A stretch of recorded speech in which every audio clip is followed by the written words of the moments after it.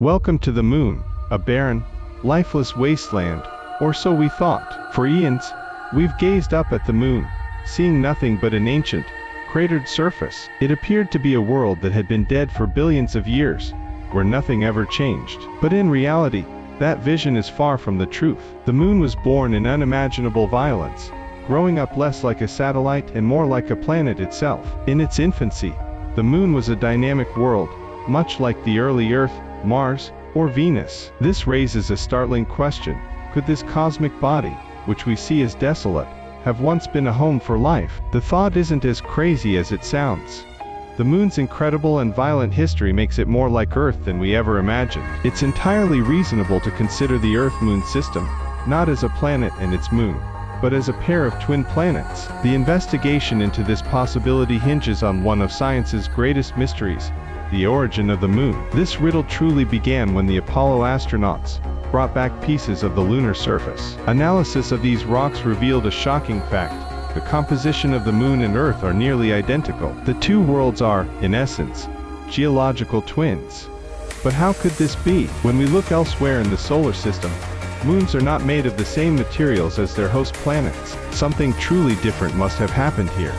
To find the answer, we must travel back in time to the violent, early solar system. This was a chaotic era of cosmic billiards, where objects constantly ran into each other. Worlds formed, were broken apart, and reformed in a swirling, smashing dance. Out of this chaos, the proto-Earth was born.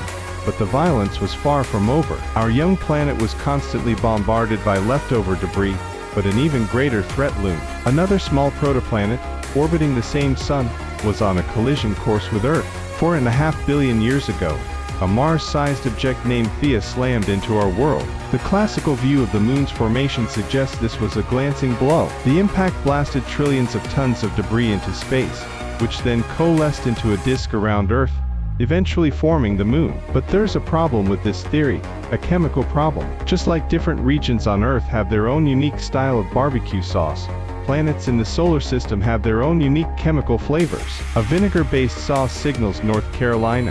A thick red sauce points to St. Louis. Similarly, planets have distinct isotopic signatures. Their rocks are made of the same basic minerals, but the flavors of the atoms are slightly different. For instance, Mars has more of a heavy oxygen isotope than Earth, while Venus has less argon-40. Each world has its own signature sauce. So, Theia, forming in a different part of the solar system, should have had a different flavor than Earth. If the impact was a glancing blow, most of the debris that formed the moon should have come from Theia. This means the moon should have Theia's chemical signature, not Earth's. But it doesn't. The Earth and moon are chemical twins, suggesting the glancing impact theory is wrong. A new theory proposes a far more violent solution. The materials of Earth and Theia must have been thoroughly mixed together. New research suggests Theia didn't just graze Earth. It smashed into our planet head-on. The energy from this cataclysmic, direct impact was so immense that it generated a shockwave that melted and partially vaporized both bodies. This event didn't just create a disk of debris, it created an entirely new type of astronomical object, a synestia. A synestia is a vast, spinning, donut-shaped ring of molten and vaporized rock. The energy released was so incredible that this structure could have glowed as brightly as the sun. Its surface would have been a swirling ball of glowing orange gas, and magma rain clouds. For hundreds of years, the remains of Theia and Earth mixed together inside this giant planetary cocktail shaker. Everything was blended into a huge, uniform cloud of material. As the synestia gradually cooled and shrank, rock vapor condensed into liquid, and then into solid rock. But it didn't just recondense into a single, more massive Earth. Instead, as Earth began to reform at the center, there was enough material at the outer fringes of the blob to condense into its own object. That object became the moon. Earth took the lion's share of the material, while the moon lived off the scraps. Slowly emerging from a hail of molten rock, to hot, mostly molten bodies were left orbiting incredibly close to each other. To an observer on Mars 4 billion years ago, the Earth and Moon would have looked like a glowing double planet. And because they formed together from this well-mixed synestia, their chemical compositions are almost identical, solving the great mystery. But the similarities between these molten twins were more than just skin deep. Just like the early Earth, the newly formed Moon was incredibly hot, a molten body solidifying from the outside in, building a crust. As Earth cooled, an atmosphere formed and life evolved. New data suggests the moon may have followed a similar path. To find out, scientists studied maps from the Lunar Reconnaissance Orbiter, focusing on the dark patches known as the lunar seas. Early astronomers, seeing these dark, smooth areas, mistook them for oceans, giving them names like the Sea of Tranquility. The Latin word, mare, means sea. But these are not seas of water, they are vast, ancient seas of hardened lava. Over 3 billion years ago, the moon was a volcanic world, covered in these enormous lava flows fed by giant eruptions. These eruptions were immense, hundreds of miles across, dwarfing even the largest volcanoes on Earth. But these volcanoes didn't just spew lava. Like volcanoes on Earth, they also released tremendous amounts of gas from deep within the moon. Sulfur gases, carbon monoxide, and water vapor poured out, and the sheer volume can tell us if our twin once had an atmosphere. The biggest eruptions occurred around 3.5 billion years ago, covering the moon in enough lava to bury the entire continental United States a quarter-mile deep. These eruptions also spewed out an estimated 10 trillion tons of gas. It would have been a hellscape of erupting lavas and noxious gases. All this outgassing almost certainly created an atmosphere around the moon. Though thin by Earth's standards, it was perhaps 1.5 times the density of Mars' atmosphere today. Crucially, there may have been just enough pressure to keep water liquid on the surface. With an atmosphere in place, water vapor could condense into pools of liquid water, creating a harsh, but potentially habitable environment. 3 billion years ago, we know Earth had life. Is it plausible that the moon did too? While life likely needs vast oceans to originate, and the moon only had shallow pools, it might not have needed to start there. Fossil records show Earth had bacterial life at the exact time the moon had its atmosphere. Life could have traveled from Earth to the moon. A sufficiently violent asteroid impact on Earth could launch rocks into space. While the rock's surface would be sterilized, its interior could remain largely unmodified, protecting any bacteria within. Most Earth rocks are teeming with bacteria.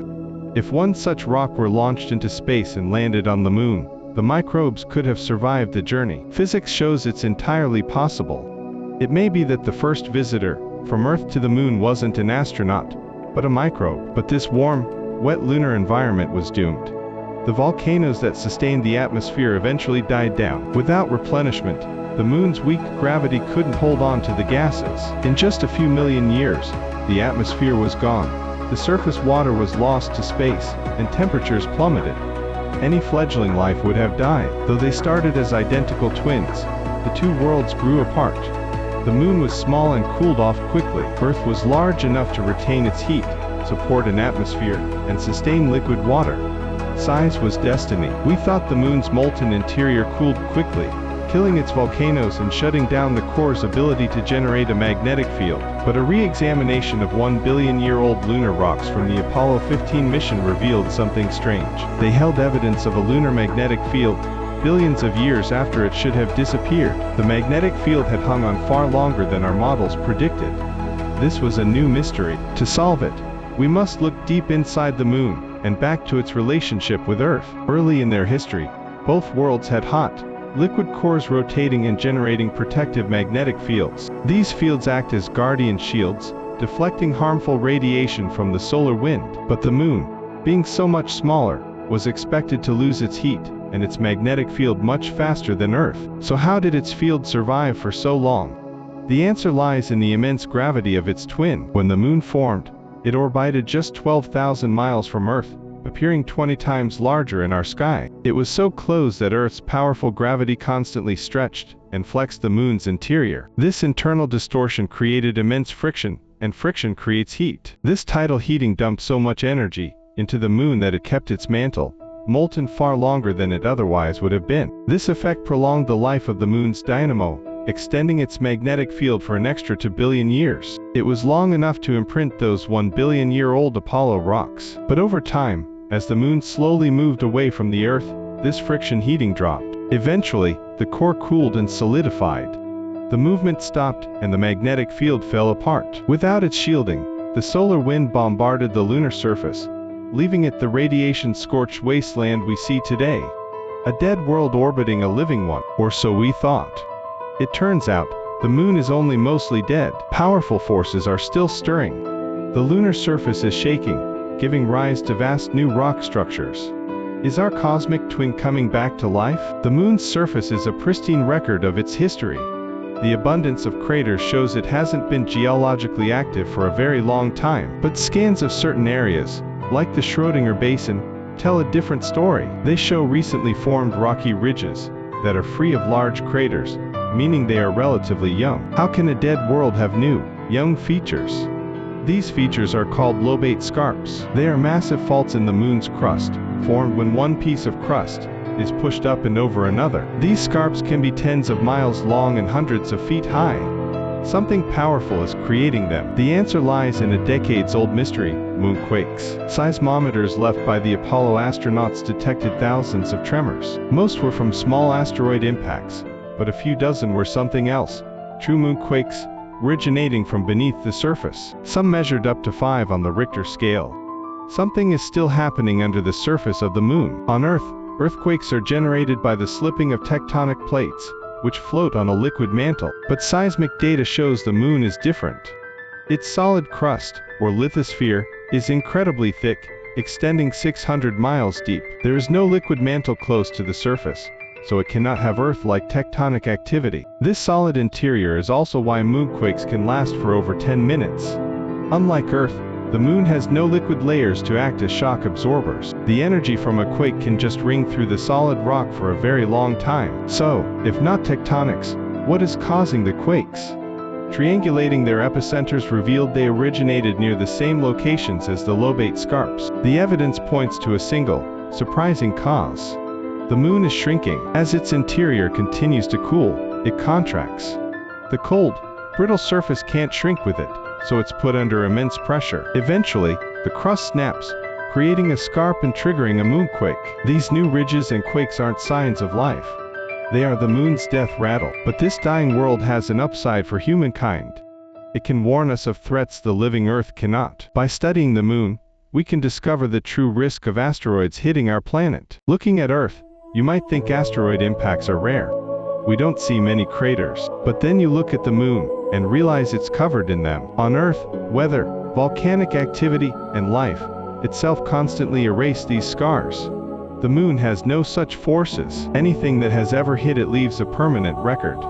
It's a perfect historical ledger. And since Earth and moon orbit together, they are hit by a proportional number of asteroids. But to know the current risk, we need to know when these asteroids hit. Clues are hidden in the rocks ejected from impact craters. While craters themselves are permanent, the ejected boulders around them are not. They are slowly eroded by a constant rain of micrometeoroids, tiny sand-sized particles that blast the surface. This process, the main form of weathering on the moon, breaks down rock into fine powder, or regolith. A young crater will have many large boulders around it. An old crater will have far fewer. To measure this, scientists use a clever trick involving heat.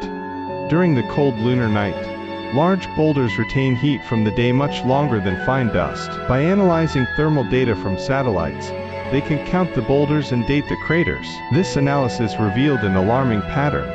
The rate of impacts has not decreased over time. It has increased. In the last 300 million years, the impact rate has tripled. This suggests a large breakup event in the main asteroid belt, which sent a shower of debris raining down through the inner solar system. That shower is still ongoing.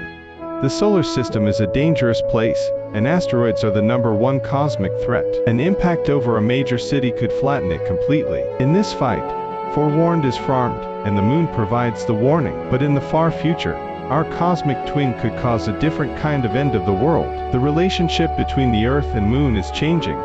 It's not as simple as the moon orbiting the Earth. In reality, both bodies are orbiting a common center of mass, a point called the barycenter. Right now, that barycenter is located about 1,000 miles beneath our feet, inside the Earth. But its location is affected by the distance between the two worlds.